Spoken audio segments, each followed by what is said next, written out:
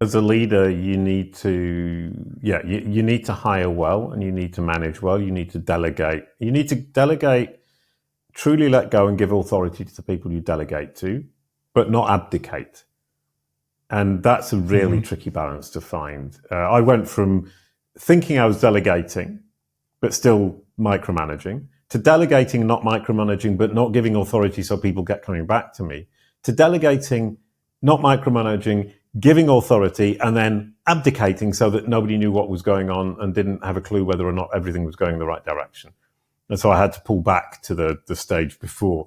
In an entrepreneurial world, it has to be important because my personal brand is associated with my business. So my personal brand will drive business because people do business with people.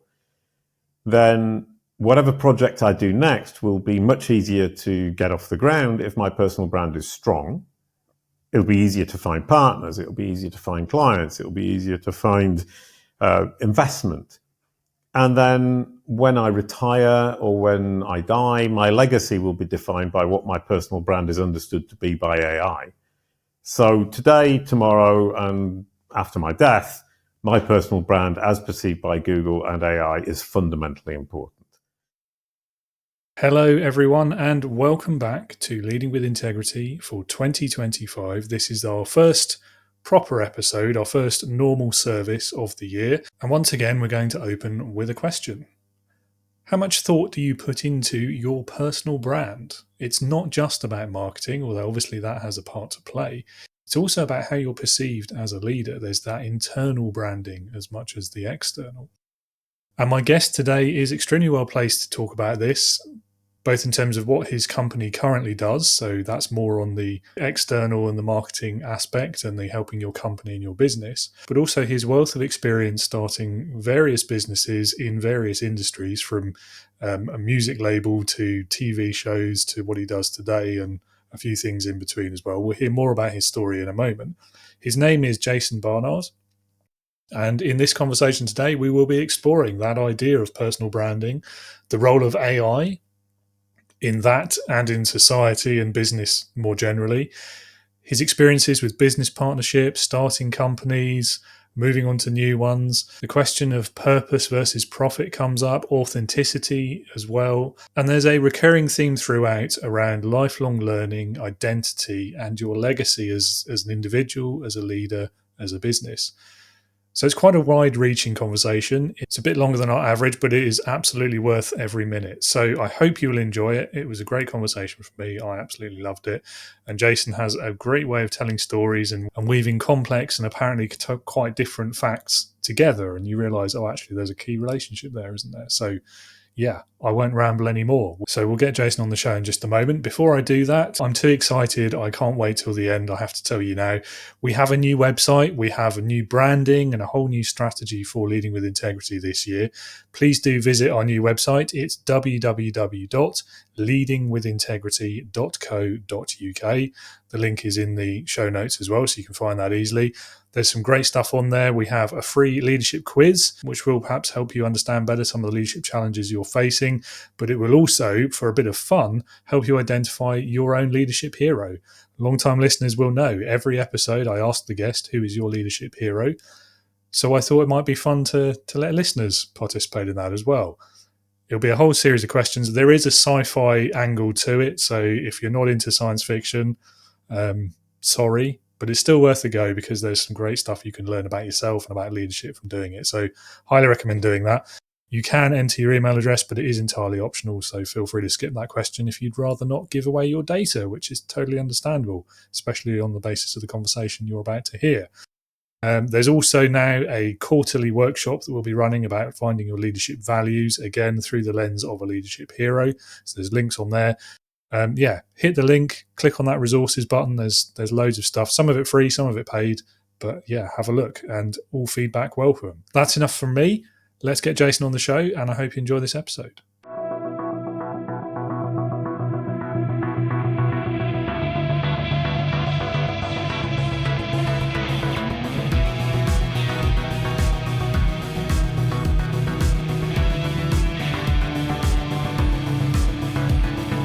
Welcome to the Leading with Integrity podcast. Leadership Talk for the Modern Manager. With your host, David Hatch. Jason, welcome to Leading with Integrity. It's great to have you on the show today.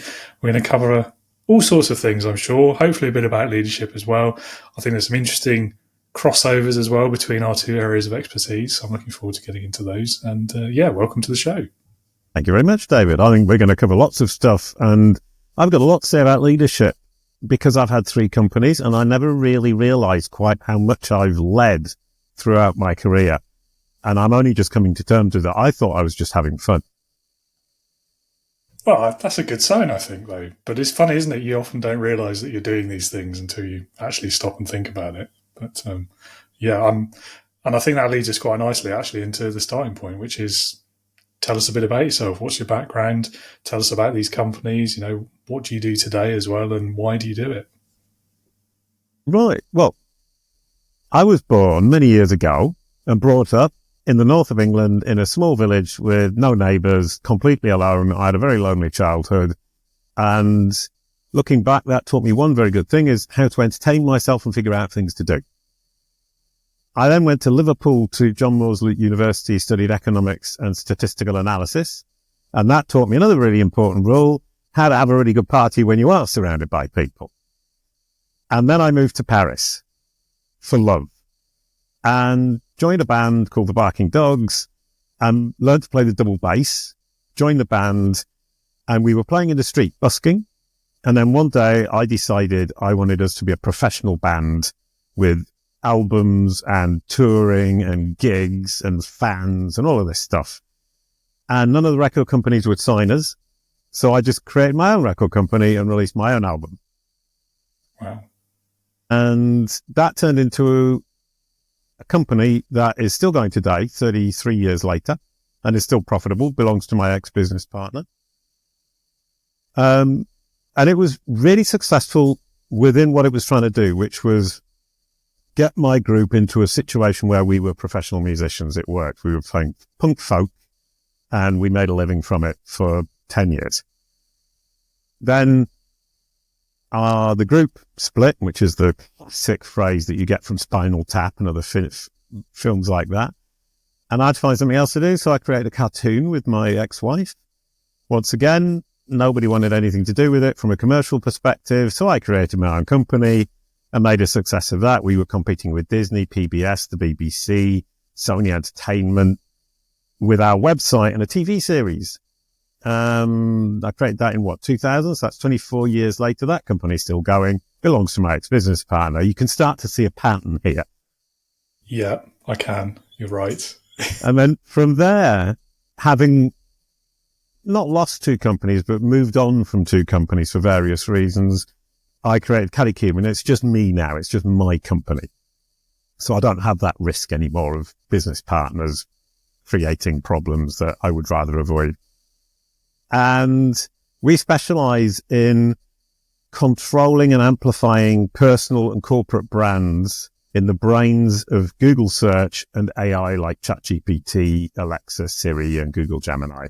So we can take whatever your personal corporate brand is, get them to understand it, get them to represent it correctly, and get them to amplify you to the subset of their users, your audience. That's what Calicube is all about. And I have found a universal, timeless strategy for doing this. And I'm super happy. It's taken me 12 years to figure out. Okay, fair enough. So, I mean, quite a varied career history there. And it made me think as well about, so obviously we see this in the news. In fact, I was just reading an article the other week about this, about how people are searching for purpose in their work these days, and how there's this whole dynamic about turning like your hobby or the thing that you love into your career. And most people, I think, would say that's a great thing. Obviously, you would agree, I'm assuming, because you've done it, 3 times over now?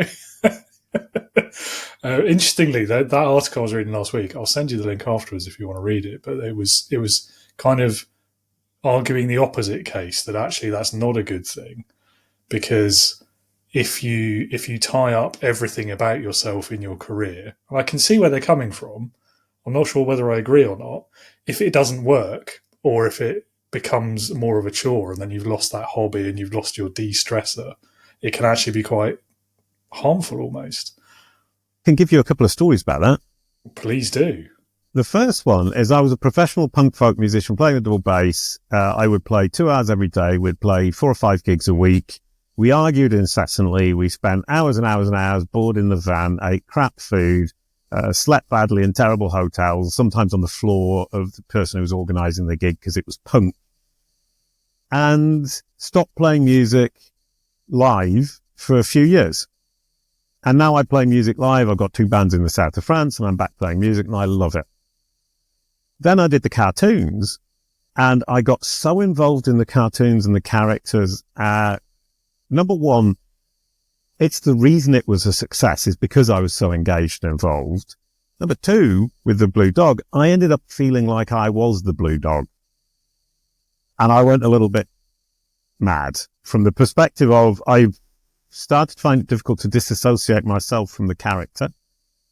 And that creates huge problems. But that's very extreme. I mean, if you actually play the cartoon character you're commercializing, it's an extreme case that I would suggest 99.99% of people in this world would never get to. So I wouldn't worry about it. But what it does mean is rightly, when it does end, you kind of think, oh, what do I do now? But then why not just do something completely different or something similar and move on to something else? And it isn't so very difficult, in my opinion. It's what I've managed to do. And so the Blue Dog is now behind me. I'm very proud of what we did with the Blue Dog and the Yellow Koala, the cartoon series. I'm very proud of the Barking Dogs, the punk folk career we had. And I can share it with people like I am today and just be proud of what I've achieved. And I'm proud of what we created with my ex-wife and the band members I was with. And now I'm building Calicube, and I expect this to be my last project. This is me for the rest of my life. And figuring out how Google and AI understand and represent people and corporations is an endless, thankless task. But I love it. So I don't see any problem right now. No, I was going to say I'm a bit on the fence, but I'm really not, because I'm sort of the same way. Like, I really love what I do. You know, I've been doing the podcast for a few years now. It's my favourite thing of the business. I can't imagine stopping doing it. No. For any reason, really. I mean, you know, apart from the obvious reason. Yeah, and I was talking to my partner the other day, and she was saying somebody had given her the advice of saying, if it's fun, don't do it. It has to be functional. Functional, not fun, is the new catchphrase. I don't agree. I think if you're just doing functional, you're going to get bored. If you're doing fun and functional, that's a good balance. If you're just doing fun, it's likely to go wrong, either because you're not doing enough functional or because the fun completely overtakes and you end up, like, for example, if you're a rock musician, that would be a great example. Too much fun. What happens? You end up in hotel rooms drinking too much and generally overdoing things. Yeah, driving cars into swimming pools and yes, TVs out the window, all sorts.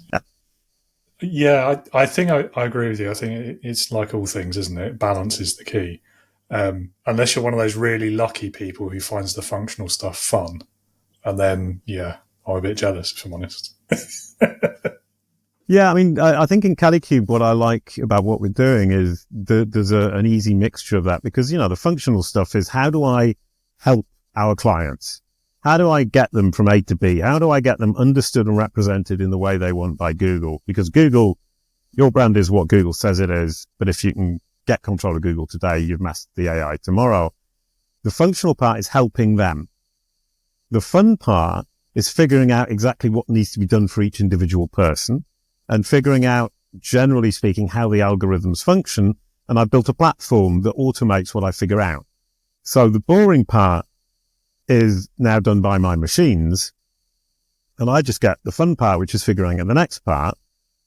And functionally helping people control their brand narrative on Google and in AI is actually a nice thing to do, because I'm helping. Jason, welcome back again. Yeah, we had a bit of a technical glitch, didn't we? So we had to pause, but we're back in the room.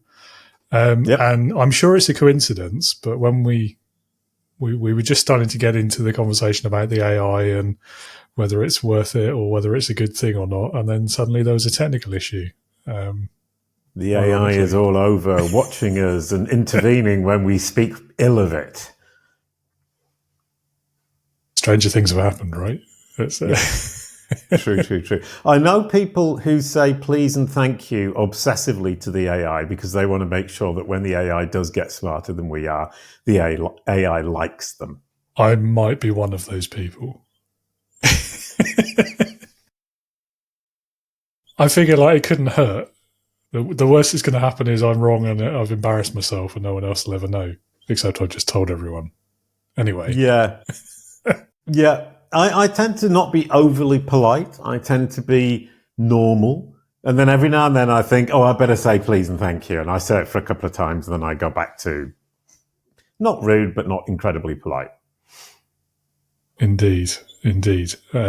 And yeah, so the other thing we were talking about as well was this idea about purpose and having fun with what you do, which I think probably leads us nicely back onto the beaten path, as it were, to talk about the career experiences you've had. So, I mean, 8 years as a musician, 10 years as a blue dog, but not the famous blue dog that everyone knows now, I assume. It's the other blue dog.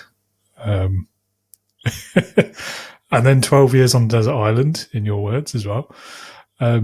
So, I mean, mathematically, I'm assuming you're going to stick with what you're doing now for 14 years at least. Yeah. Which sounds about right. I actually intend to finish my career with this. So I found the thing that however well I do today, I can control what Google and AI say about you. However well I can do that today, they're going to change tomorrow. So I'm constantly chasing the AI. And that's fun. I enjoy it. It's when you look at it, it's something I will never, I will know that I've never finished it. And so I will always have something to do. And interestingly, it's like music, is however good you get at music, playing music, you never get to the end of it because there's always something else to learn and to do better. And I'm a huge fan of that idea of the, maybe not the unsolvable, but the unmasterable. You can do all the 10,000 hours you want. You're never going to master it fully. You can be really good at it, but you won't master it fully. And AI, chasing the AI is definitely something you'll never master fully because it's always going to be one small step ahead. Yeah, I feel sort of the same about leadership development and personal development more widely as well, because I mean, leadership is always changing. There's always these new trends. The workplace shifts all the time. You know, there's been some big examples of that in recent years, obviously. But I've always been drawn to this idea of like being a lifelong learner as well. Perhaps not quite as rapid a pace of change as with AI and technology, but I see a parallel anyway. Yeah. So what you're basically telling me is what I thought was unique to music and AI is actually the same for everybody. So I'm not special. No, the contrary. It's shared experience makes it special. Yes. That's what I'm saying. Yeah. How lovely. You sound like my mother, to be honest. Thanks. I'll take that as a compliment. Yeah, you take it as a compliment. She's lovely. No doubt. Yeah. So, I mean, with all these varying careers and then what you do now, I mean, do you see like any other common threads that sort of link all of those different paths together? Or is it just kind of, this is what I'm interested in this year for the next decade, and then get bored of that, move on to the next thing? Or well, there was never a point of getting bored. I never got bored of any of it. I was a musician in a punk folk band, and then everybody left the band, so there wasn't a band to have a company around. And then I didn't want to manage other bands, so I sold my company to my business partner for not very much money. And he's still running the business, and he's happy, and it's making money, so it's been profitable. And I did well to get out of it. And it wasn't because I was bored, it was because the thing I was really doing stopped. And the thing that I would then have had to do, which was manage other bands, I didn't want to do. And then the second one with the cartoons, I was having an absolute ball. It was brilliant. It was wonderful. And then my business partner and I had a huge disagreement about how to actually run the business from a financial perspective and what the purpose of the business was. And my purpose was sharing, getting it out to as many people as possible, and being recognized for bringing good to the world.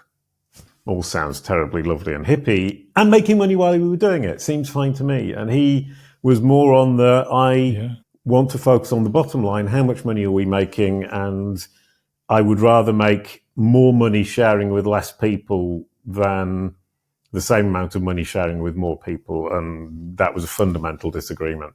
And I realized quite recently, actually, business is business. I mean, I see his point of view now. I don't agree with it, but I can see it. Whereas before I was really upset.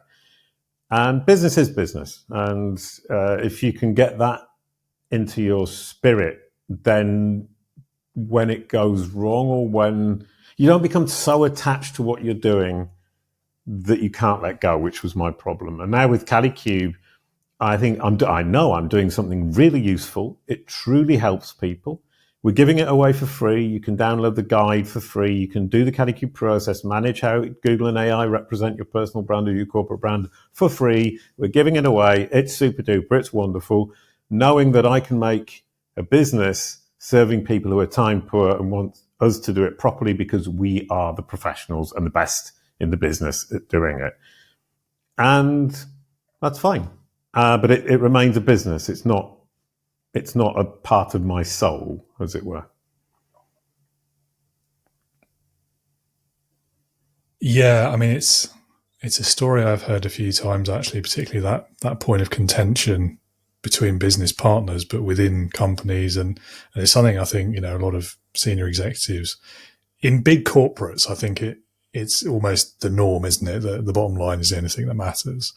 I think when we're talking about small businesses and SMEs like these and startups even, a lot of people get into those because of the thing, the purpose, the good they want to bring to the world, all of those things that you were talking about. But the reality is that if you want to do those things, it's also got to be a sustainable business. And so, it's quite I don't want to say obvious, but it's a natural point of contention, isn't it, between those two ways of doing it. I've always kind of gone the same road as you. I want to do these things because I want to help the people who need that help and all of that sort of stuff. I want to make leadership better. I want, the vision is that everyone will have a story of a great leader that they've worked for as opposed to a bad leader, which is the majority now. But you can't do those things if you don't also charge for it. Otherwise, you might as well open a charity and do it that way instead. So it's an interesting, point of conflict, I guess. Yeah, but I was talking to Jonathan Cronstead, who built Kajabi from a few $1 million to multi-billion-dollar in a few years. And he's written a book and he's got a process called the $1 billion bullseye. And I really like the way he's looking at it. He's saying you've got purpose, you've got profit.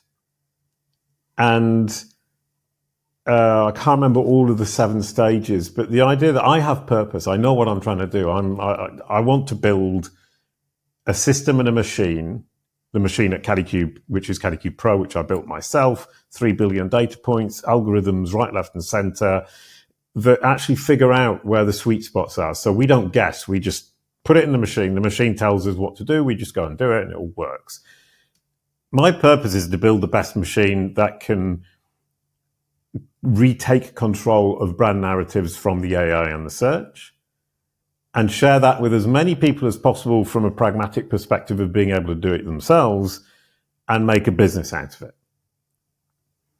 And as you said, and Jonathan Cronstead pointed out to me, if you're not making a profit, you can't actually do the rest, which is serving your clients and growing your business and hitting that multi-billion-dollar bullseye. And I don't particularly want billions of dollars, but I certainly want to be in a position where, the third one was profit. That was it. Purpose. Oh no, profit, I already said it. I'm getting confused. Get to the point where you've got a sustainable business. Product was the third one. That's why I'm talking about it. If you don't have a product, you're not making a profit and you don't have a purpose, you've got nowhere to go. So that's the foundation. I agree with him. And the idea of product is the Calicube process that took me years and years to develop. And then I said, well, I can serve everybody. And that's idiotic. It doesn't work. You can't serve everybody. And you end up having a messy service. And serving people badly is not a good idea. So it's much better to niche down and make that product incredibly useful for one particular group of people. And in our case, it's serial entrepreneurs who care about their personal brand because it drives their business today. It's going to be helpful in their career in the future, and it's going to define their legacy. And all the other people can have it for free. Fair enough. Yeah. I guess it's almost like a question of priorities, isn't it? And I think there's some of these aspects of it as well that are sort of reciprocal or cyclical, maybe, or whatever diagram best fits in your mind. I don't know. For me, it's probably cyclical. Anyway, and I think where I've seen business owners, entrepreneurs go wrong with this sort of stuff is where they put that profit imperative above all else. And so that kind of, in the eyes of the people they're trying to serve, or the client, or even their own people that they're leading, it kind of puts a lie to everything else they say, because everyone knows you only care about the bottom line. And so, and that's why I say it's almost like a question of priorities, because which of these is most important to you, and then act accordingly. So, and there's nothing wrong with profit and revenue being your most important thing. That, fine. But then don't also make claims about how, you're purpose driven and you're here to help people, because people see through that sort of thing. And then vice versa, like the purpose driven is great. I know a lot of people are getting a bit upset with that phrase in this day and age, and it's maybe getting a bit tired. But I think ultimately it's about who you're trying to serve, and the fact that you're there to serve and to offer assistance, and that's your end goal. And profit is a enabler almost to doing that, because it allows you to keep doing it, allows you to keep the roof over your head and not have to have 3 other jobs at the same time that will split your focus, just so you as I say, you can keep the rain off your hair.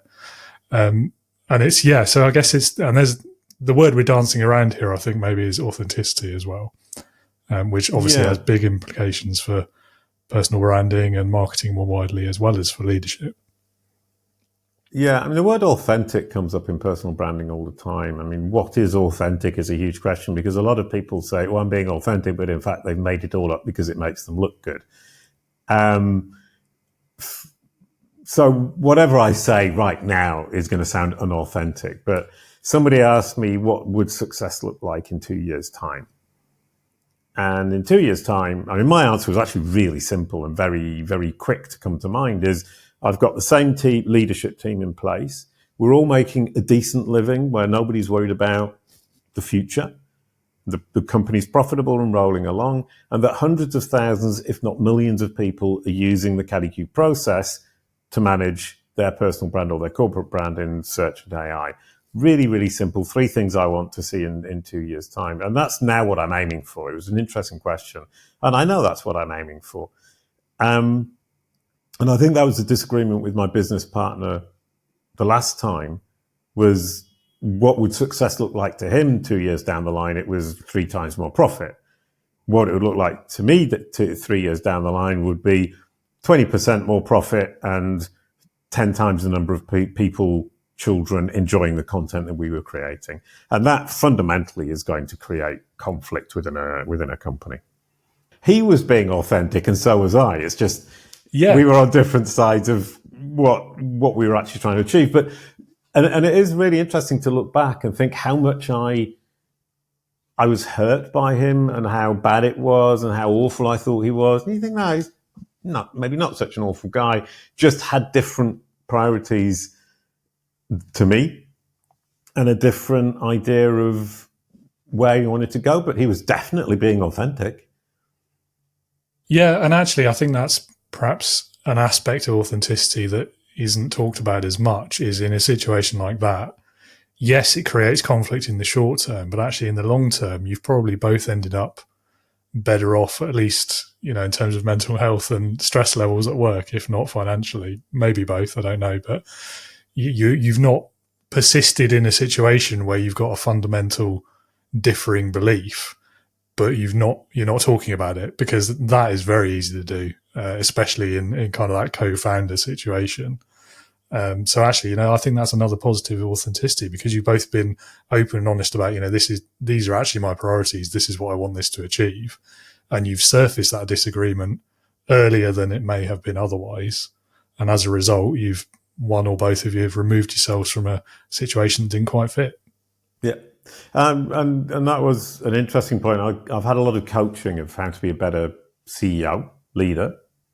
And I had 3 different coaches in 6 months, not because any of them were bad, but because they all had a different approach. The first one, a guy called Mads Singers, brilliant guy, very pragmatic. This is how you organize a company. This is how you get to the point where you only work 2 hours a day. Brilliant. Next, a guy called Stephen Locke, very philosophical. This is what your company is. This is who you are. This is how you communicate with the people in your team. This is how you make things run smoothly. This is how you make that management system that Mads taught you function in a much more, a much smoother manner.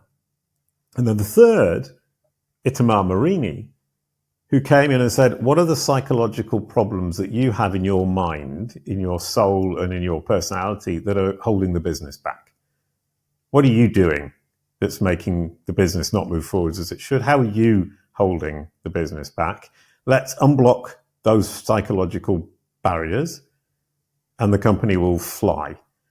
And each of them brought a different perspective and each of them brought immense value.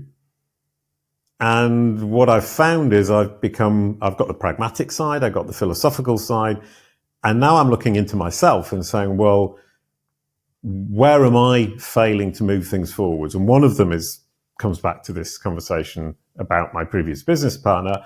I was never sufficiently authentic directly to him and firm enough in what I wanted. So the situation lasted longer than it should, and the breakup was harder than it would otherwise have been. And so it's now confront those problems early, get it out of the way. And if you can get it out of the way early, it often isn't a problem anymore. And if you don't get it out of the way early, it becomes a problem where it didn't need to be a problem. And I'm looking back and thinking, okay, I could have done that very differently. And now addressing problems doesn't mean having a fight. It means getting things out in the open and saying, okay, this is a business. It's pragmatic. We need to run the business. We need to get on it to the extent that the business can function and that nobody's holding the business back, at which point everybody can move forward. And if we can't figure that out, we need to go our different ways. Yeah. I mean, hindsight is wonderful, isn't it? But, you know, I do question as well, like, if you hadn't been through that, would you now know all of these things? Yeah, no, I mean... Yeah, I mean, it's interesting. But then you come back to the thing of everything is a learning experience, everything makes you stronger. I'm not a big advocate of that. Some things just destroy you. And some good may come out of them one day, but the destruction they wreak and the havoc they cause is not a good thing in anybody's life. It sends you down the hole and you become suicidal. It's not a good thing. Sorry. That was a bit intense. No, I mean, I think you're right. I mean, it's a bit, what's the word, maybe blasé, cliche. I don't know, it's very easy to just make a sweeping statement, isn't it, about how, you know, even your worstest ever failure, it's not a failure, it's a lesson. Well, okay, maybe, but you've still got to survive that failure first, haven't you? Like, and even in a business setting and with all the things we've been talking about. So if it's a business where you very passionately believe in what you're doing and the goals and the aims of that and the work even on the day-to-day basis, and it becomes so wrapped up in your identity, as we were saying, and then for whatever reason that has to go away, I mean, that can be a massive shock, and it can have real lasting damaging impacts if what you do is who you are. And I think it's true for company founders and solopreneurs and, you know, the big CEOs as well. When you stop being that thing, when you stop doing that job, who are you? Yeah, and I would suggest that you should do your very, very best not to get into the situation where your job defines who you are. You are something different. What defines who you are is an identifiable, intangible thing. You just exist and you are, and then all the things you do around it come together to make it up. And no one thing, in my opinion, should dominate to the extent that you can't function without it. Yeah, it's not always that easy though, is it? No, it's not easy, and I've been caught up in that, and I've made that mistake multiple times, and I think that's part of the problem of being so passionate about what you do. And when you start a business because you're passionate about it, then you're very likely to get caught up in that. Right now, I think with Cube, I'm in a good place from that perspective. Is I can distinguish between the fact that I love doing this, the fact that I love mastering Google and AI and getting them to do and say whatever I want them to do or say, and who I am as a human being, who is somebody who tonight is going to play some Irish music with some friends. I'm the singer pretending to be Shane McGowan. It's a lot of fun. Neither of those two things identify fundamentally who I am. They're part of who I am. Yeah, and I think that's the healthiest way to be, isn't it? And I mean, weird flashback, but just thinking back to like leaving school, and there's that whole focus, at least in the UK, about, you know, CV writing and career skills, they used to call it in inverted commas. And I remember like they drilled it into you, like hobbies are important, have something else on your CV apart from a list of jobs. And I'm wondering, like, did they know this then and they just didn't explain it very well? Is it a coincidence, or is this part of being a rounded person? My thoughts on that were that they were telling me this. So you put, you know, cycling, chess, reading books. People were watching TV and desperately thinking of these things because they didn't do anything that was really identifiable. Hanging out with my friends, sitting on a wall, chewing gum and smoking cigarettes and talking about the local gossip isn't a thing you can put on your CV.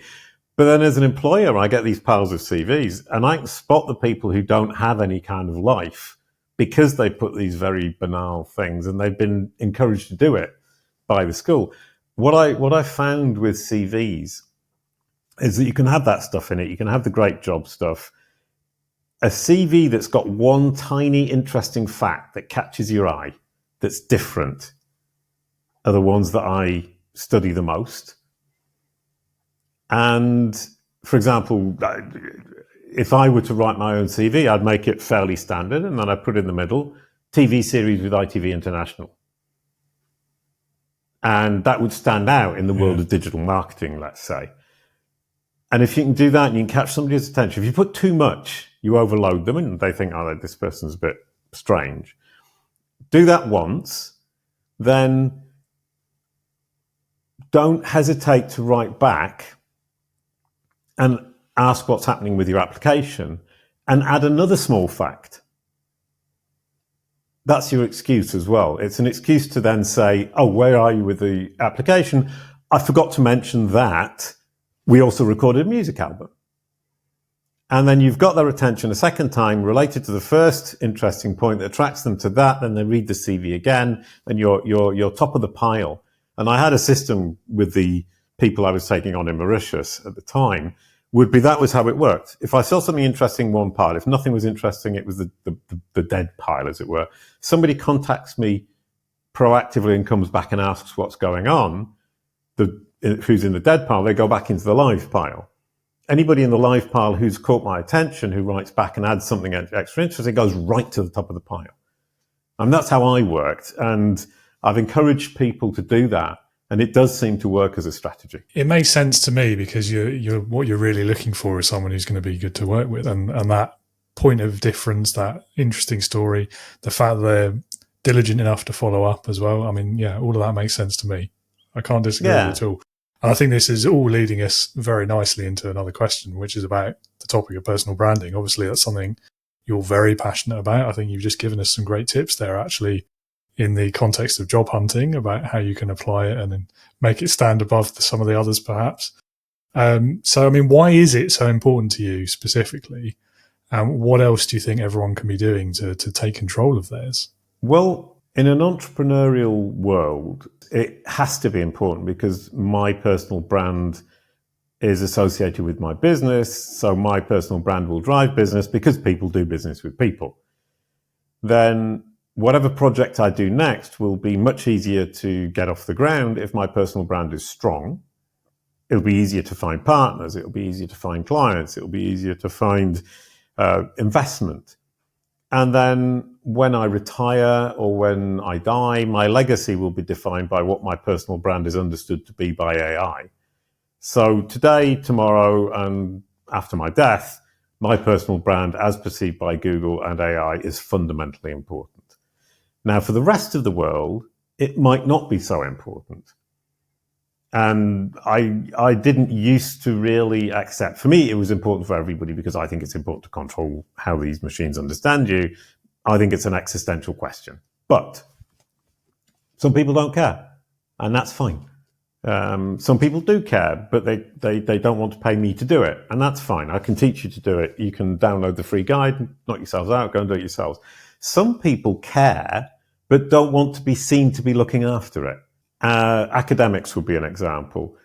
TV stars would be another example. So you have these kind of different groups of people. I just thought, everyone's going to want to look after it, but they don't. Some people think I'm so famous it doesn't matter. I'm so important in this world that everybody should always understand exactly who I am, and everybody understands how glorious and wonderful I am, and nobody ever gets it wrong. And I'm so famous, the machines are definitely going to get it right. And that's often true. After that, it's a question of, you're that famous. Do you want control or don't you want control? If you don't want control, that's your personal human choice. And if you do want control, we can give you control. And from that perspective, I think I was an absolutist thinking that everybody needed to take control and everybody should be paying attention to this. And so I got very preachy and teachy about it. And now I'm saying, if you want to take control, you can. It's free, caddycube.com/guides. Download the guide, do it yourself. If you're time poor, come to us and we can help you. And it's a much better attitude. I'm much more at peace with myself and the rest of the world. And my cat likes me more. Yeah, I mean, it feels like quite an enlightened approach to kind of the marketing piece and the sales approach too. And if it works for you, even better. Yeah. Well, I mean, and that's the thing is, my perspective on how important it is that the machines understand and represent you correctly is my perspective. And out of the 8 billion people in the world, there has to be 500 people who have a similar view, whom I can serve and who are happy to invest in my services to help them with that so they don't have to worry about it and they can sleep at night knowing that me and my team are looking after it for them. I don't need 8 million people to agree with me. True enough. So something else that you said that really made me think, actually, because it's not something that ever really occurred to me, is the idea of your personal brand surviving you. And you're so right. And I can't believe this has never occurred to me before. I mean, and even of a generation who's more or less grown up, give or take a decade, with social media almost always being there. I was probably the last one who reached teenage years, or last generation who reached teenage years before Facebook was everywhere, for example. Oh no, I said the F word. Sorry. It should be second nature to me that, yes, of course, my brand, my existence, my digital footprint will still be there after I'm gone. But it has never occurred to me until you just said that. I don't know why. It's kind of worrying. Yeah, well, it is kind of worrying unless you look after it properly, at which point it isn't hugely worrying because history isn't going to change fundamentally after you've died unless you were a phenomenally important historical figure, which you're not, nor am I. No offense. But we actually... No, none taken. I'm a realist.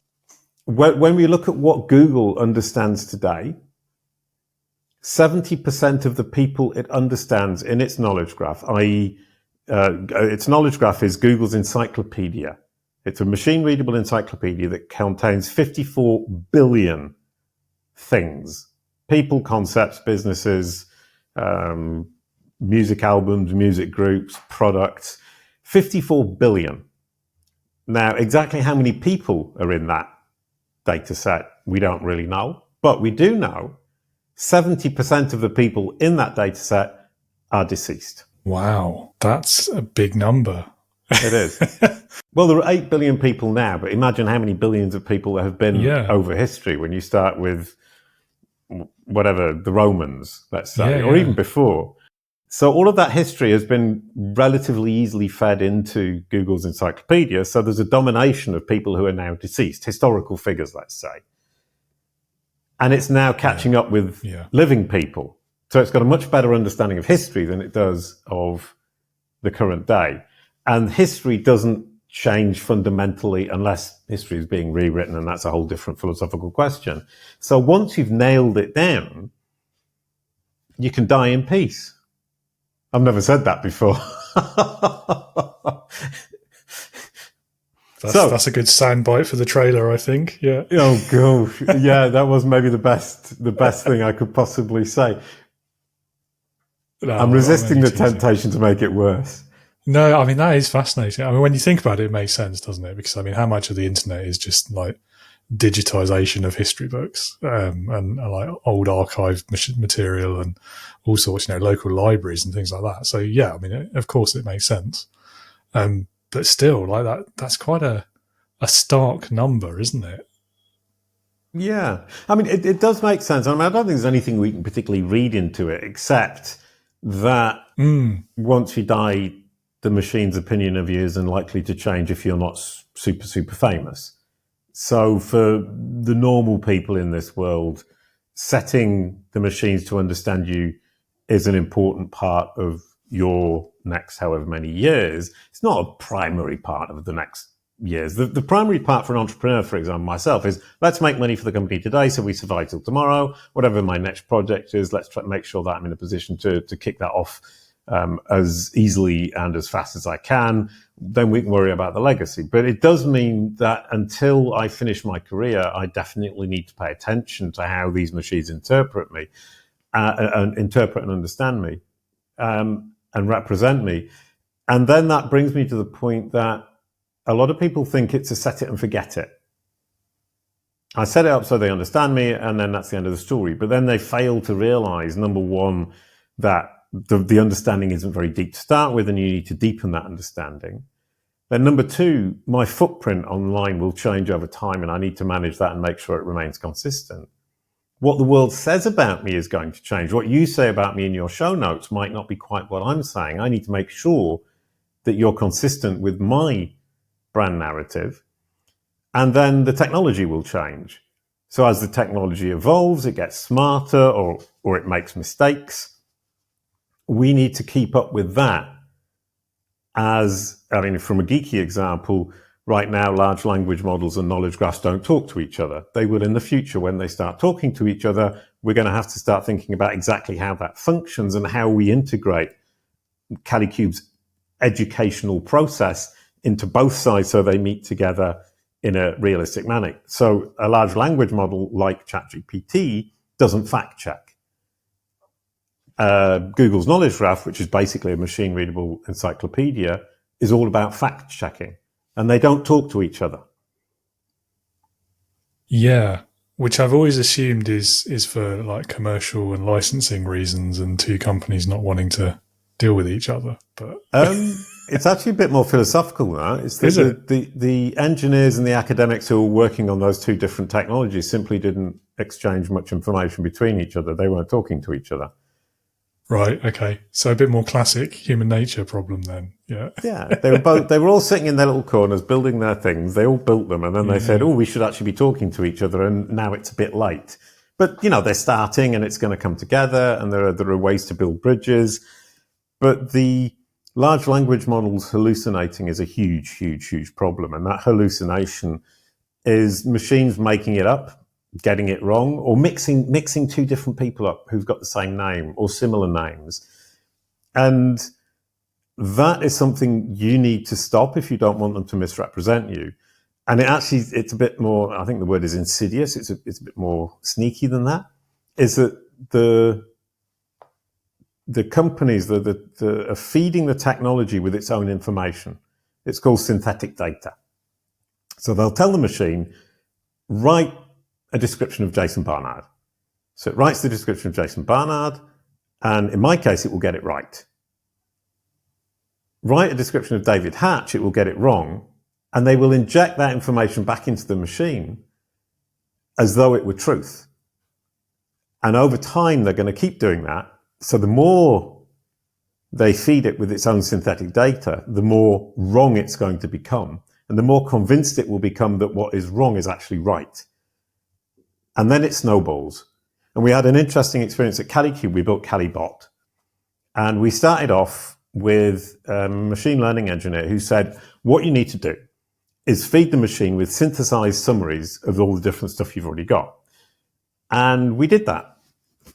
It was fine for a year. Now it's starting to go totally bonkers. And we're having to roll this back. And this is a very small scale. It's only 3 million words. So it's a small scale, and we're rolling it back, and we're going to be fine. And we've sorted it out, and CaliBot is now back to being the smart bot it was before. But if Google are doing this at scale, which they are, and they figure out that they're now snowballing out of control because the synthetic data is making the machine go a bit mad, how do they solve it? I've got no idea. Yeah. I mean, on the face of it, given the limitations, I mean, ChatGPT is the well-known example, isn't it, of just lack of factual basis for so much of it, and where it, without knowing precisely what training data they've used for it as well, you probably could find out with a bit more time and research than I've cared to spend. But all it's doing is synthesizing that training data, isn't it, effectively, and then making it relevant to your query. But if there's no factual basis in that training data, as you say, whether it's synthetic or otherwise, it's like any database, any system, any machine. You put rubbish in, you get rubbish out. And as for that the synthetic piece, that's really interesting. And I don't know why. It's a horrible tangent, but it just popped into my mind about livestock. And if you feed them their own kind, how quickly that creates problems like the BSE crisis, for example. And it's probably not that interesting to anyone else, and it maybe betrays the mild insanity in my own mind, but it feels like a similar problem, just digital.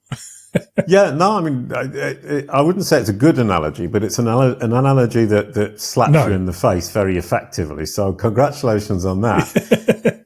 And if anybody has any doubt that this is actually happening, the Google leak from May, there was a huge Google leak of their documentation for their engineers. And there are thousands of lines of it, and I went through some of it. And that's one thing that stood out, is they explicitly say, in our machine-readable encyclopedia, the Knowledge Graph, we have descriptions of every single entity, everything, every person, every corporation, every music group, every music album, every product, that the machine has written itself, that no human can see. Every now and then we open a little valve, it spits some of them out, and we check them to see if it's actually accurate, if it's okay, if the machine's, still reasonably on track. And if we think it's okay, we tell the machine to re-inject itself with all that information. So obviously at a scale of 54 billion, they're not checking 54 billion. So you have a situation where every now and then the engineers are re-injecting the machine with information they have not checked, that the machine made up itself. I personally, if I didn't have control of my own personal brand in Google's Knowledge Graph, I'd be a bit worried.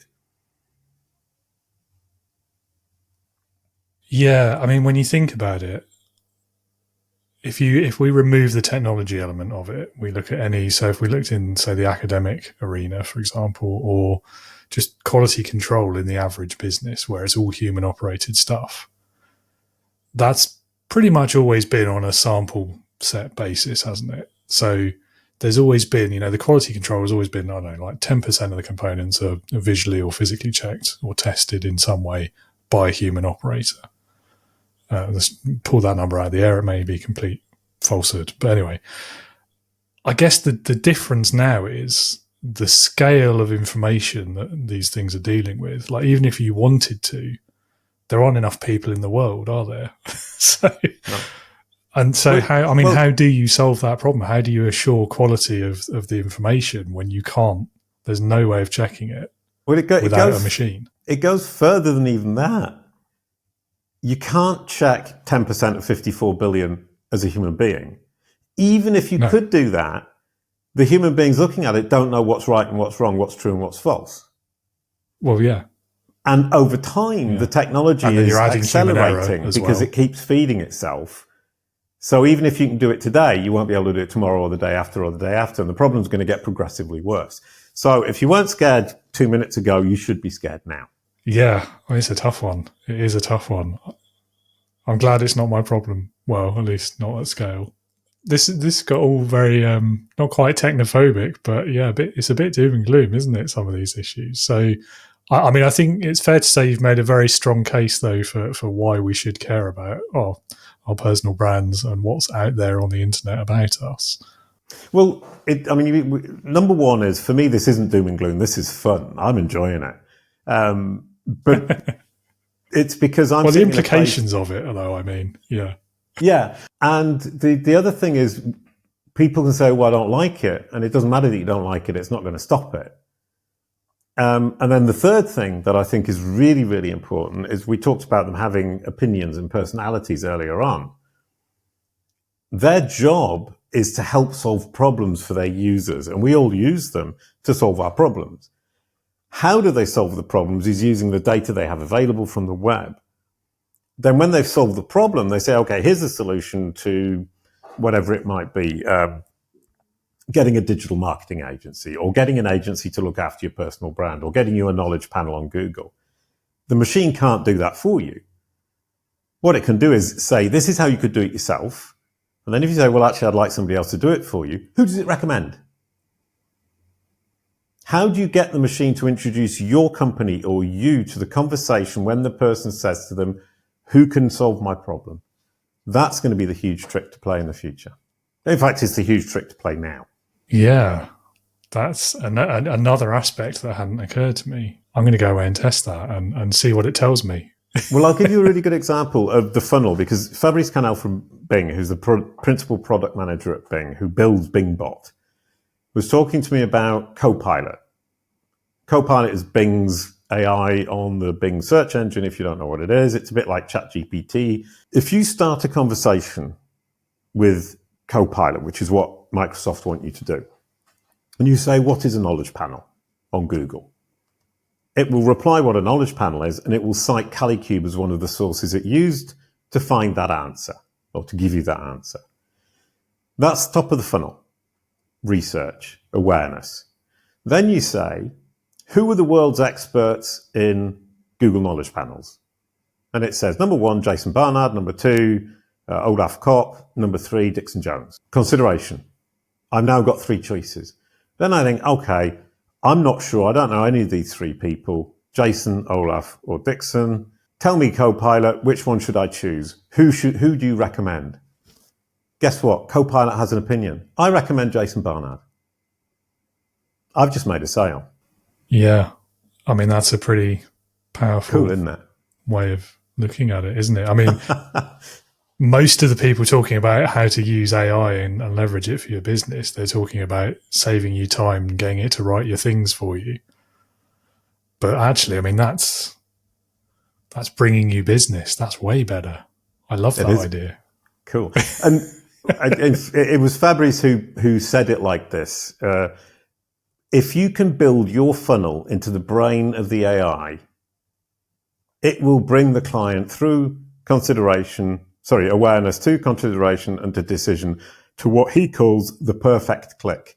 The aim of Google, Bing, ChatGPT, all of these machines, is to take the user from problem to solution as efficiently as possible.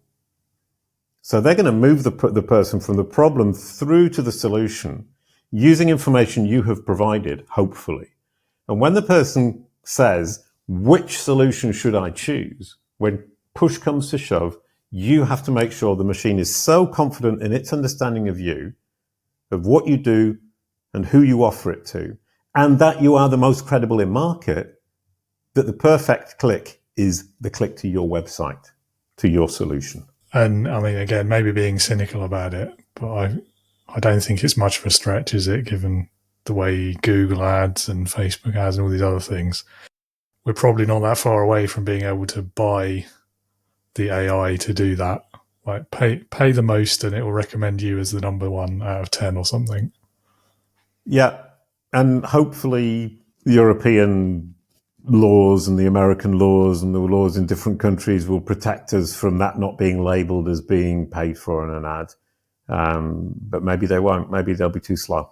Who knows? I mean, how long did it take for data protection regulations to come in after the problem was found. I mean, I don't want to be pessimistic, but I'm not confident. There's got to be a 10-year gap, I reckon, at least. Right. Well, I mean, and I think kind of to pull it back from the pessimistic side of they're going to sell themselves out. One really important point that a lot of people don't know is at Bing and at Google, they have a thing called the whole page algorithm for the search results. And it's a guy, Nathan Chalmers at Bing, who explained this to me. And what happens is that the result is created in the algorithms, and it sits there in the background for a millisecond. And there's one algorithm that is designed purely to build what they call the product. And the product is the result it gives you. And it is designed to present something that's balanced and helpful, makes the company money, but doesn't make the user think this has all been bought, so that they will come back next time and ask the next question of that particular machine. So they have basically a product builder as the last step before they give you the result. And that balance is something they work very, very, very, very hard to keep, because if you look at how Google overtook Microsoft back in 2003 and 4, 5, 6, around that time, things can change very fast. I think it was a 60 percentage point shift between the two of them in a year and a half or 2 years. And they're all scared that will happen again. Google have most to lose. Microsoft have nothing to lose. Microsoft Bing makes money. So there is no pressure on Microsoft Bing team to actually do anything other than scrape away a little bit every year at Google's dominance. And they're in a really happy position of saying, all we can ever do is win. We just keep taking small amounts of traffic away from Google because Google is giving a result that isn't satisfactory, or Google is giving a result that's heavy with ads. Or Google isn't giving the freshest results is one thing that seems to be a problem with Google right now, is they're not as fresh as Bing. So that there are multiple kind of levers that they can play on, but the key is the product, the search engine results page or the assistive engine results page. That's the product, and they have to make sure it's helpful, unbiased, makes them money, doesn't scare the client away. The unbiased one, I think, must be one of the most difficult ones to do. I mean, here's another question. Are they trying to make it actually unbiased or just appear unbiased? Oh, well, there you have a whole question. I think if you look at from a corporate perspective, I don't know what they're doing, but you want to make it appear unbiased. You have to want it to appear unbiased. And I think one of the biggest problems on the web, and this is an existential problem for humanity that's blowing up in our face at a terrible, terrible, terrible rate, is the people who have the most hate shout the loudest. They have the loudest voice and they publish the most. And that means that the information on the web is biased towards highly opinionated, aggressive people, whichever side of the political or spectrum they are. So the quieter voices aren't heard. So that bias is very, very heavy naturally on the web. And if the machine were left to its own devices, it would simply amplify that bias. Yeah, well, I mean, there was a couple of relatively high-profile examples of it doing just that, weren't there? It's tests that were quickly removed, let's say. Yeah, no, it is scary, and that corporate responsibility for being unbiased it's a very difficult term to pin down, because as soon as you start to move away from the preponderance of information on the web, you're immediately cheating. But then if you don't, what happens is that loud voice becomes louder and louder and louder and louder without necessarily deserving it. Yeah, but also you're back to that same problem with quality control, aren't you? Like, how do you assure no bias? Other than, so if you can't trust the information that's being fed, who then regulates that for bias? Is it humans? Because humans are pretty biased as well. So Yeah, I mean, it's a circular problem, isn't it? Well, if I take CaliCube's example of building CaliBot, and when I say to you, we fed it with 3 million words that I have written or said over the last 9 years. 3 million is a big number. And you're going, okay, wow, great. Jason said or written 3 million words. He talks and writes a lot, which is true. And we fed it to the machine, and the machine can say pretty much whatever I would say. So it's a Jason bot, but it's actually CaliBot because we fed it some extra information from other people in the company now. But that 3 million words, because of the mistake we made with synthetic data, have become infected, and we now have to clean them up. And it's 3 million is a tiny scale compared to what these other machines are dealing with. And I don't have a solution for anybody because, I'm struggling with 3 million words here, me and my team.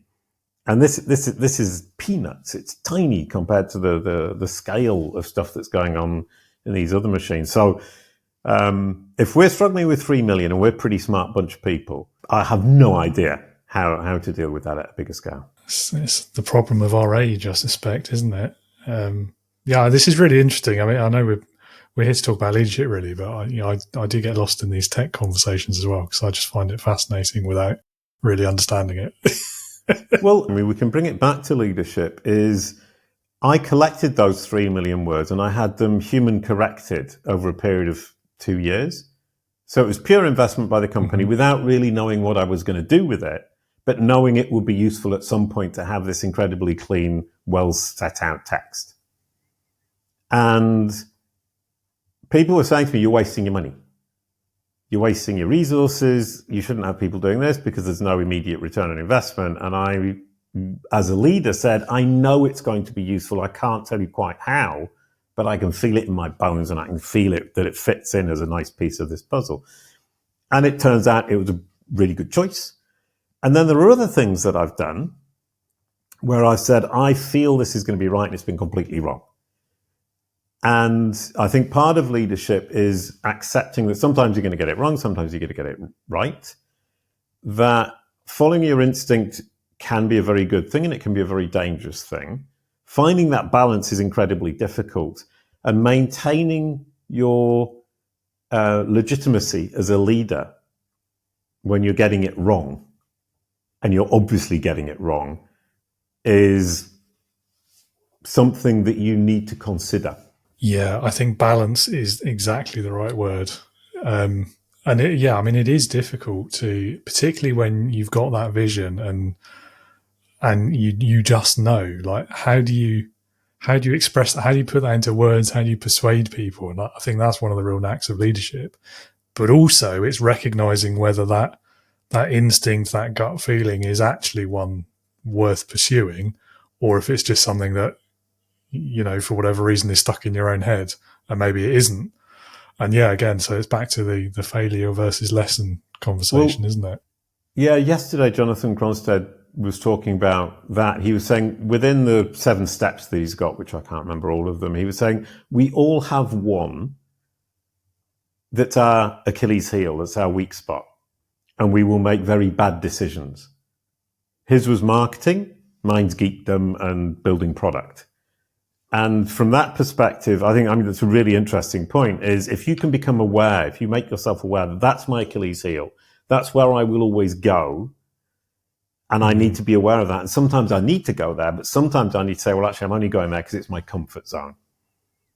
I think looking at the way you run your company is saying, where's my comfort zone? Mine is building product in a geeky manner, and I will tend to avoid sales, for example, because I'm more comfortable with the geeky stuff.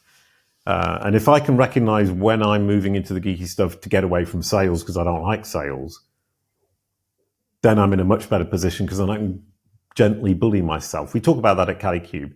We call it gently bullying. It's pushing somebody to do something that you know is good for them and for the company that they don't want to do, and you don't need to be aggressive about it. You can push them gently towards doing that thing that they're resisting. And I think that's really important. If you can identify that, you're winning a game. And I'll give you another example of standing up and owning up to when you've goofed. This year, we attended 7 or 8 conferences, all digital marketing conferences, and we made some money out of it. But we made it from 2 sales at 2 conferences, and the other 6 conferences were complete washouts. And I made the decision for every single one. And so I've now told my team, okay, that was my strategy. It was the wrong strategy. We've now identified what the right strategy is, and that is that I need to go to conferences where I'm the only person talking about personal branding and digital marketing in the room. At that point, I can make a big impact. When I'm amongst other digital marketers, people get confused about whether I'm doing SEO, whether I'm doing digital marketing, whether I'm doing personal branding. So if I can stand out from the crowd, speaking about something that nobody else is speaking about, then I'm going to make a splash. Somebody else on the team is now going to decide where we go on conferences. Because I know my weak spot is to go to those comfort places where I'm hanging out with people who talk about digital marketing, SEO, and personal branding. Yeah, no, I mean, it's the self-awareness piece is really important for leadership generally, but certainly in that specific context as well. I guess the bit where a lot of people, I mean, I know I've fallen down at this, is having the self-awareness to recognize, you're not good at something. It's what you then do about it. And as a solo business owner, that's something that I get stuck on a lot, because you can't always afford to just hire someone else in to do it. But also you don't know how to do it. That's why it's not your comfort zone in the first place. Yeah, I mean, I'm now a big fan of hiring coaches. Again, thinking back to sort of the earlier stage startups, I think that's one of the areas where so many sort of CEOs, founders, leaders, they do get themselves stuck in the wrong mindset, I think. And they have this sort of myth of leadership of, I'm the leader, I'm in charge, I need to know everything, I need to make all the decisions myself, can't trust anyone else to do it. And when you combine it with this problem of those gaps, because everyone has gaps, nobody's perfect, nobody can do every single thing by themselves. If they then don't kind of take that next step and bring in that help, that's where things go off the rails. But I think there's also this, again, like thinking back to even leaving school and first jobs and first appraisals. I hate that word, but the kind of the personal development meetings that you have throughout your career. How many of those have always had that focus on these are the areas where you're weak, therefore spend your effort and improve those? I just feel that's completely backwards. Identify your weaknesses. Definitely. That's an important thing. You need to do that. You need to be aware of what they are so that you can hire someone else or get some support or delegate it or get a colleague to help you with it, which then frees up your time to focus on your strengths, the things you're really good at, because that's where you can have the most impact. And I do feel, this is all one big same side of the big coin, isn't it? Or plate, or insert other analogy here. Yeah. I mean, as a leader, you need to hire well, and you need to manage well. You need to delegate. You need to delegate, truly let go and give authority to the people you delegate to, but not abdicate. And that's a really tricky balance to find. I went from thinking I was delegating, but still micromanaging, to delegating, not micromanaging, but not giving authority so people get coming back to me, to delegating, not micromanaging, giving authority, and then abdicating so that nobody knew what was going on and didn't have a clue whether or not everything was going in the right direction. And so I had to pull back to the stage before. But I loved the fact that someone on my team just wrote me an email and said, Jason, you just abdicated, stop, come back. And somebody had the courage to say that, and it had a huge effect on me, because I thought, wow, yeah, exactly. I've just abdicated. I thought I can sit back and do nothing, and you can't. You can delegate and you can give authority, but you can't just let people float off into the distance doing whatever they want. Yeah, I think the way I've always liked to think of it, it's understanding the fundamental difference and roles between the words accountability and responsibility. Ooh. And I think as a leader, you're always the accountable one, but that doesn't necessarily mean you have to be the one responsible for doing all the actual work. Well, I like that. The other thing I'll say actually as well, it speaks volumes about the culture and your own leadership that someone was comfortable enough to say, hang on, and actually flag that with you. So, yeah. Yeah, well, I think it's important that people are comfortable saying, actually, that's not good, Jason. We need more of this and less of that. And I don't have to agree with everything they say, but certainly understanding what it is they're expecting of me is very, very important, as much as them understanding what I expect of them. It goes both ways. And if it doesn't go both ways, I think, well, for me at least, in my life, I would be uncomfortable. I want people to tell me this isn't good. And that's the thing, is being honest and being straightforward and being frank isn't being rude. It actually helps things. And if people don't take it personally and they look at it and they say, well, actually, this is the work environment. In the family environment, this might be a huge, huge problem, a big argument in the family. But in the work environment, it's how do we keep the company moving forwards pragmatically? How do we protect the company so that we all have a job tomorrow? And in that perspective, it's all about pragmatism, and the emotion needs to be put to one side, which is very difficult to do. But if you can say, well, actually, you're just telling me how I'm making your job more difficult, you're not telling me I'm a horrible person. You're just saying that I'm not doing the things that I need to do, or I'm doing some things that I shouldn't be doing from your perspective. Now you're telling me how I can help you do a better job, and that's a good thing. I think it's like any conversation, isn't it? Especially an email one. Avoid email for these kind of conversations would be tip number one, and last tip as well, actually. It's, I mean, the context and the culture you're working within have an impact. Like, so if you spent like 3 years where it's this very strict culture and nobody really says what they think, and then suddenly you're like, everyone's being very candid all the time, and you've got that sort of culture shock, then it can be quite challenging. But on the other hand, if you've set the expectations so everyone knows, and you have that conversation, like, look, I'm not saying this to be rude, to upset you. I'm not saying this for any reason other than we need to be able to candidly and openly discuss issues. And so many people, I think, skip over that step. And then you end up with these really difficult confrontations where somebody's taken something in a way that it wasn't necessarily intended. The emotions have come in, they've got out of control, and there was no empathy at the beginning of the conversation. So suddenly it's impossible, or at least very, very difficult, to apply it at the end in order to resolve that conflict in a way that everyone stays working together.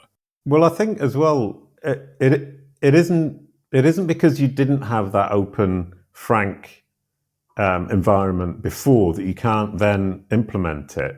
You just need to take it step by step and not try and throw it all in at one time. Do short meetings and where people start to be honest. Don't go through all of the things you hate about the way I work all in one meeting. One a week. And let's go through them. It only takes a few weeks. And we actually had a thing in the weekly meetings that we have is what's good, what's bad, and what am I doing that's not helping you, and vice versa. And we found that, and it's one thing a week. And after a couple of months, there was nothing to say. It was done. Yeah. And I think that's a healthy way of doing it. And the flip side of it is, like, if you don't have those conversations, you don't set all these expectations, you don't have that open culture, what happens is it festers and it becomes a toxic environment so quickly, and you have the passive aggressiveness and all these other horrible things that nobody wants to work with. And ultimately people leave. So, it may be short-term discomfort, maybe, if you handle it badly. And even then, it's still probably worth it for the long-term benefit of a happier culture where people want to stay and they want to work there. Yeah. I've found that everybody's happier and that there's an actual desire for more openness and frankness, because when I think, I don't really want to say that because it's a bit insulting about how this person has done their work, at the end of the day, they think, well, actually, thank you for telling me, because now I know what I need to do to make it function better. Whereas before I was worried and concerned because I didn't know whether or not this was working. I didn't really know what you thought. You were saying it was okay, but I wasn't convinced by your tone of voice. Now you've told me, frankly, that this simply isn't working and it needs to be done differently. Now I know which foot I'm dancing on, as we say in French. And I can actually do my job, and I'm much more at ease because I know I'm doing the thing in the way that it needs to be done for the corporation and in terms of the context of your leadership. And I'm really happy with that kind of response. But I think you're always going to get people as well who are going to react badly, at which point you're saying, well, if that's how you perceive it and you're hyper emotional about your work, then this isn't the right company for you. No, I see where you're coming from. I think, the length of the relationship you've had with them as well has an impact. Like, is there that shorthand? How well do they know you and the way you talk? Yeah, just to be clear, I was only talking about people who have been at the company for quite a long time. It's not somebody walks into the company, I immediately leap on their back and tell them. Of course. But even then, like, there's a couple of years versus a decade, isn't there? And yeah, I think the other thing as well, like particularly there's a lot of problematic things generally, not anything you've said specifically, but about this kind of remove the emotion from the workplace sort of conversation. I think, it is important to remember people are by their nature emotional creatures. And yes, sometimes that has negative impacts in the workplace that we would prefer to avoid. But at the same time, you also, I think, have to make reasonable allowances. So if somebody reacts really emotionally to a bit of constructive criticism, for example, it might be they've taken what you've said as an insult, even though that wasn't the way it intended.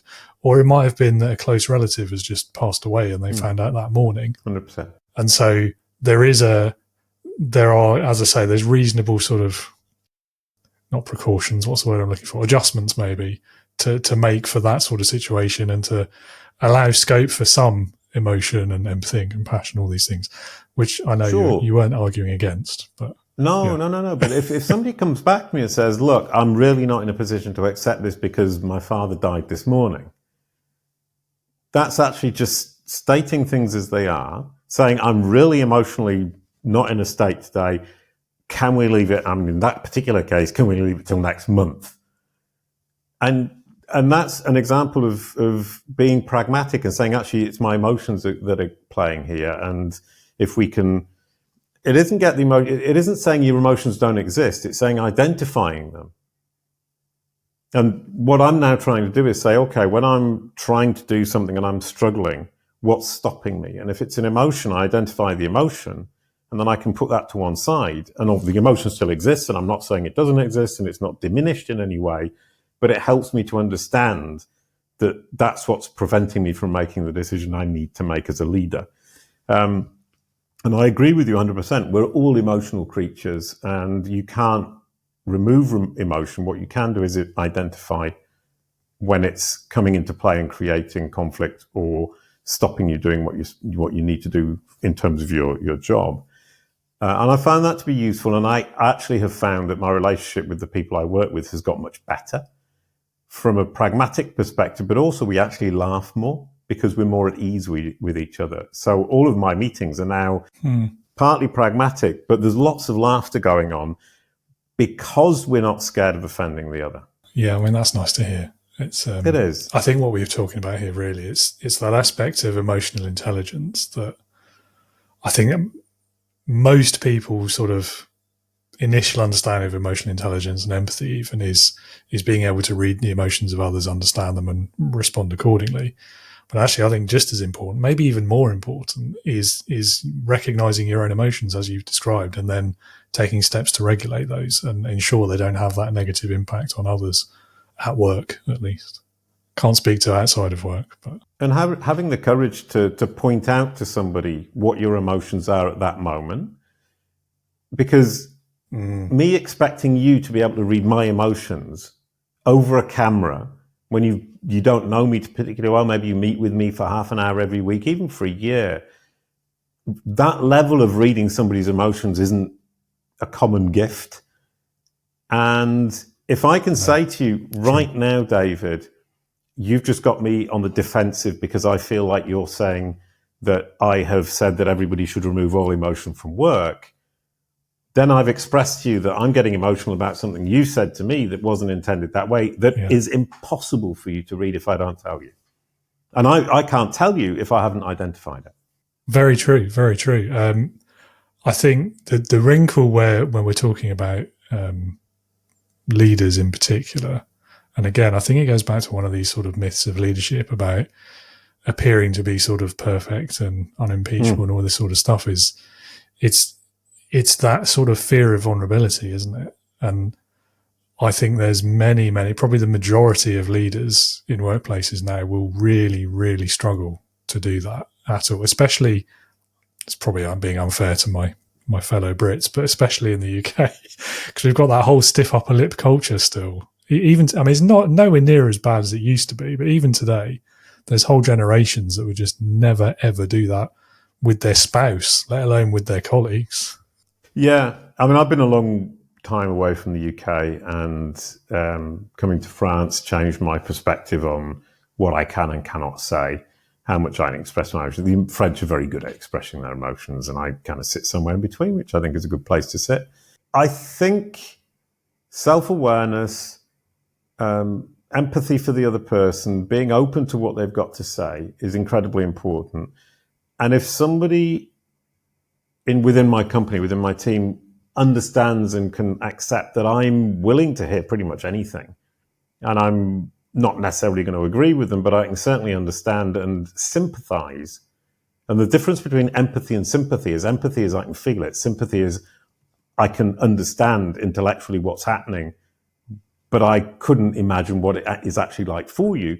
But sympathy is as good as empathy, in the sense that if I can adapt my behavior according to the situation that you're feeling, your emotions, and I can help you, then that's a great thing. Don't know where that came from or where it was going, but there you go. No. I mean, these are the sort of issues that I think leaders, not just leaders, but people at work face quite a lot. And I think especially when there's areas where there's conflict, where there's change happening, where, there's pressures, whatever they may be, economic or pandemic or God knows what else. So I think, it's worthwhile to talk about these and explore some of the ways that it affects people and what we can do about it, and, some suggestions on how to handle it, which you've been great at. Thank you very much for that. So, well, the word conflict, I saw a coach once speak about conflict, and he put it up as a big slide and said, conflict, it's good.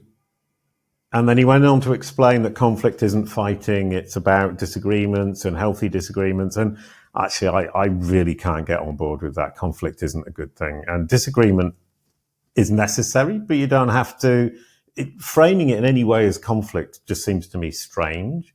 I can disagree with you, and then I can say to you, well, if we're both open-minded and we both have the same ultimate goal, which is that the company is in a better situation tomorrow than it is today, we can find a solution that we both agree on. And that isn't conflict, that's working together to find a solution to improve the situation. Yeah, I would agree with that as well, actually. I don't really I'm like very the relieved. word conflict. To me, so I agree with, right, so in my opinion, I think it's possible to have a healthy disagreement, certainly. I think especially in the workplace setting, actually you want disagreement. It can be positive because it sort of forces you all to consider various options rather than just everyone says, yeah, option A, that's the one. Don't need to hear about B.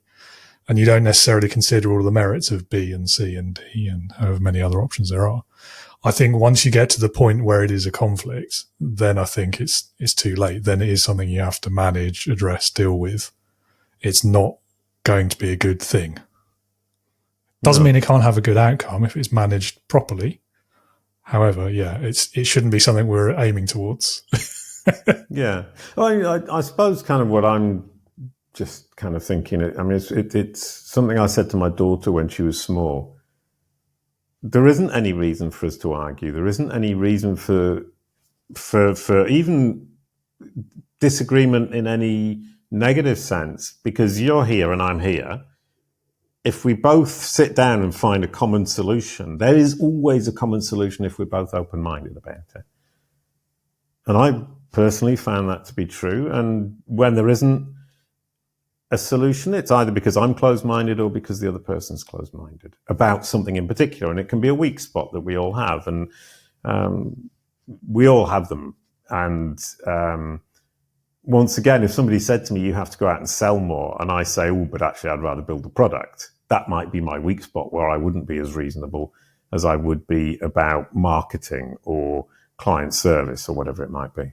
Maybe it comes down to how you understand the terms, like what a disagreement or an argument means to you. So, and again, like context feels like it matters, doesn't it? So for a lawyer, for example, argument, I mean, that's what they do day in, day out, right? Or a litigator anyway. If we're not arguing, we're not doing our job. Yeah, that's what I get paid to do. It's great. I don't know. So even like with disagreements or alternative opinions, the phrase I love, which is quite often used sarcastically, but if you take it at face value, I really like thinking of it as just a frank exchange of views. You're sharing each other's opinions. And if the goal of that is to understand what the other person thinks, what their opinion of this issue is, then it doesn't have to be contentious. No. Yeah. I mean, I think from my perspective, if you look at the Boo and Koala, the cartoon series was for children, and it was about helping them understand and not be afraid of the big wide world. And my character Boo was the wise friend who was helping Koala, the small child, understand the world and not be afraid of the different things she was seeing.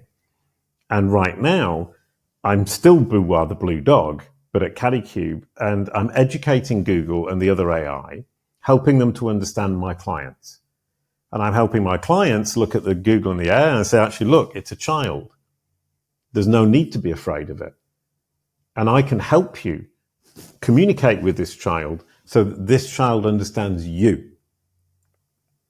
And when it understands you, it will actually serve you. It's not your enemy. Yeah, I think that's a nice way to look at it. Yeah. It's lovely, Child isn't slavery. It? Got it. Yeah. No, I'm kidding. I ask most people this, particularly people who founded multiple businesses. If you could start your career over again, what would be the one thing that you would do differently? Nothing. Well, controversial answer, that one.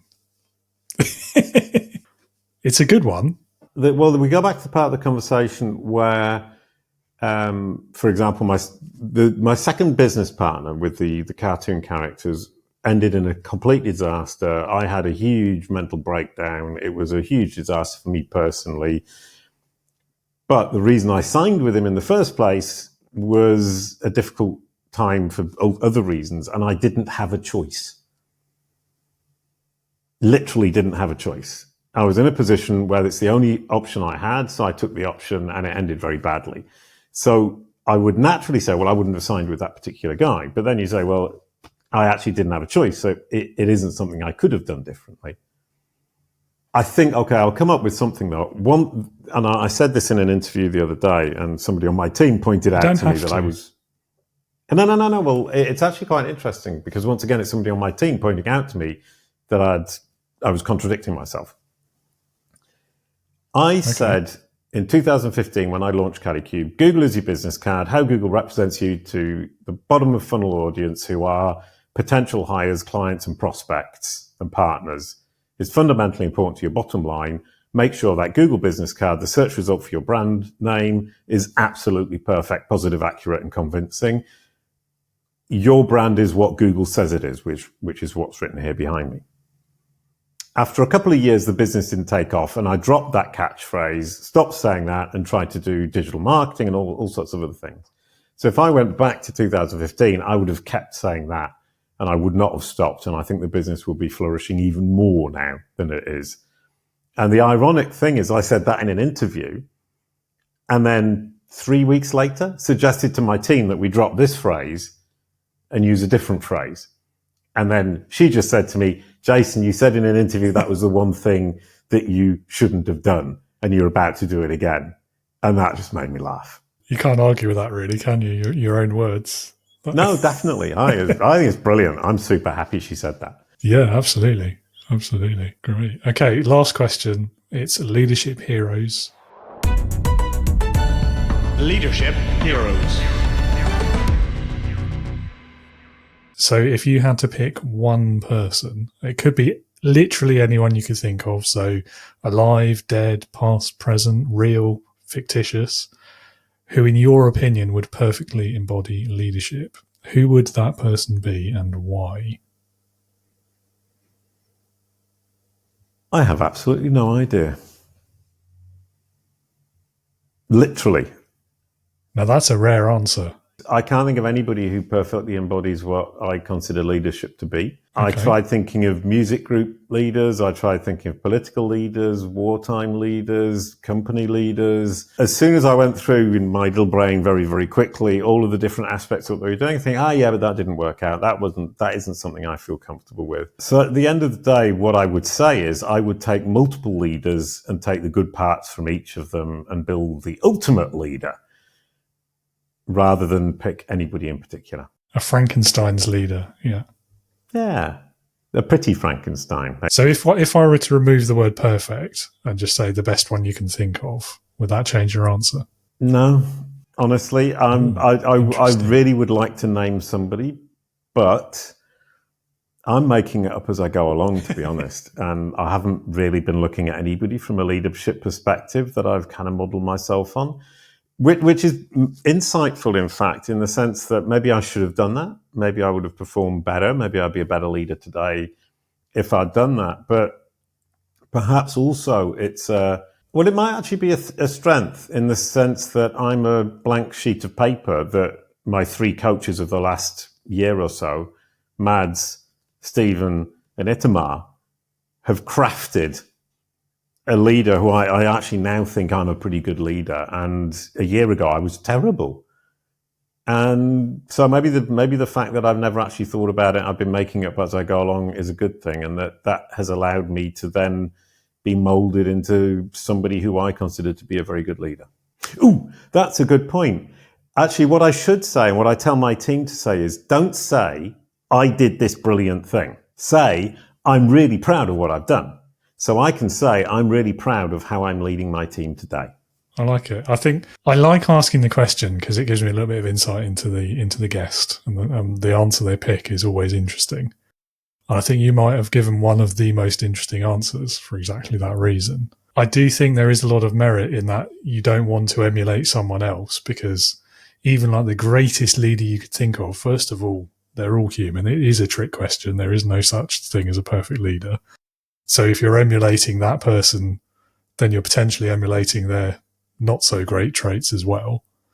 But secondly, like that example of a leader hasn't had the experience you've had. They're not leading the individuals you're leading. They're not operating probably in the industry you're operating in. And so, yes, there's valuable things we can learn from them, but do you necessarily want to follow their example 100%? I might be overthinking my own question here, but anyway. No, I think that makes total sense. And somewhere along the line, I think I've been lucky to have arrived. A year ago, I had to go to hospital for a month. So I had to hand over responsibility for multiple aspects of the company while I wasn't there for a month. And it was really difficult. And the people who took over, the leadership team of today at CaddyCube, knocked it out of the park. And I came back thinking, well, I actually don't need to be there all the time. I don't need to be behind people and bullying them and pushing them.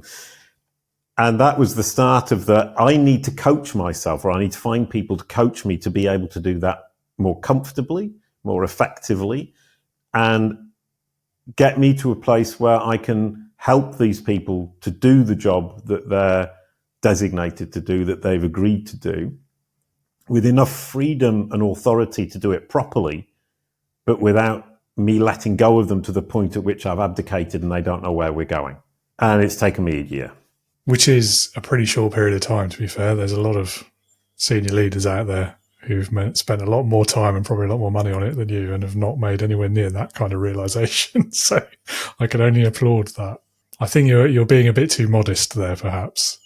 No, I'm actually really proud of how far I've come in a year. I'm really grateful to the people who helped me, but I'm also aware that people can help you as much as they want. They can give you the best advice. If you can't apply it, then you're stuck. And one thing that struck me over the last year is intellectually understanding something, intellectually accepting something, and emotionally accepting it. And if you can get to the emotional acceptation of something you've intellectually understood and intellectually accepted, then you've nailed it. And I've been working really, really, really hard on that emotional aspect. We were talking about emotions earlier on. Understanding something intellectually is really simple. Somebody explains something, you need to do that in order for your company to run better. But then saying, okay, intellectually, I accept that I need to do it and it's going to be some work and I'm going to have to make some effort and I'm going to have to talk to some people. That's all pragmatic. Actually doing it without resistance from your own soul is the emotional acceptance, and that's where things change. Yes, and unsurprisingly, it's also the most difficult of the three. Yeah. A lovely point to end on, I think. And also, when you were talking about having to take a month away, and people have asked me before on many occasions, as I'm sure you can imagine, what does successful leadership look like? And to me, one of the most interesting, compelling answers to that is that the mark of a really great leader is one who effectively makes themselves redundant. They create leaders that replace them. And I think you've had an example of that already. I think the testament to your leadership is that the leaders you've trained, that you've brought up, were able to step into your shoes and no negative consequences. And that you've learned something from that as well. So yeah, it's a really great story. And thank you for sharing that. Thank you for sharing all your stories today. It's been a lovely conversation. I've really enjoyed it. We're nearly at the 2-hour mark, so it must have been a great one. Wow. I hope you've enjoyed it as well. I will ask you one teeny little more question, which is, I'm sure everyone in the audience wants to know more about you. Many of them may also want some help with their personal brand and getting a grip of Google, as it were. But where can they go to learn more? Google me. Scan the QR code. Holding it up. Perfect. Google my name. Jason Barnard, for people who can't see the video, JASONBARNARD. And you'll see all of my life unfold before you in one beautiful Google search result. And you can choose how you engage with me on social media, on my company website, or my personal website, or you can watch the cartoons I made or listen to the music I made in the 1990s with the Barking Dogs, the punk folk group, or you can simply ask ChatGPT. Clever. And that's a pretty good reference for your work as well, isn't it? I have to say. Right, isn't it? What's super fun. Thank you so much, brilliant. David. That was delightful. Well, likewise, it's been great having you on the show. And yeah, have a great rest of your day, your week, your month, your year, all of the above, really. Thank you so much. Have fun. Well, first of all, thank you, Jason, for that conversation. I so enjoyed that. I learned quite a lot as well. And sorry, listeners or viewers, if us nerding out on the AI stuff was not to your interest. It is the kind of thing, though, in this day and age that we should all be probably thinking about more than we do. So that's all I'll say about that. So yeah, thank you again, Jason, for your time. Listener, viewer, if you want to learn more about Jason, of course, as he says, Google him. Failing that, there are a couple of links in the show notes as well, so you can click on those and learn more too. Thank you for being with us today. Hope you've enjoyed this conversation. Don't forget to visit that new website. There is, of course, the green button on there, as always, to come and join us at the Integrity Leaders community as well. So I look forward to welcoming you there. And don't forget about the discount code, which is hopefully flashing on the screen now.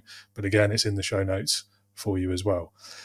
Join me again next week when I'll be talking to Jim Bouchard, the leadership sensei, about his journey from music through drug addiction into martial arts, and then ultimately becoming a leadership advocate, trainer, speaker. It's another really interesting conversation, so I hope you'll be with us next week. And until then, have a think about your personal brand. Reflect a bit on the role of AI in your life and our society, maybe don't spend too much time on that. That way madness lies, I suspect. And of course, as always, be a leader, not a boss.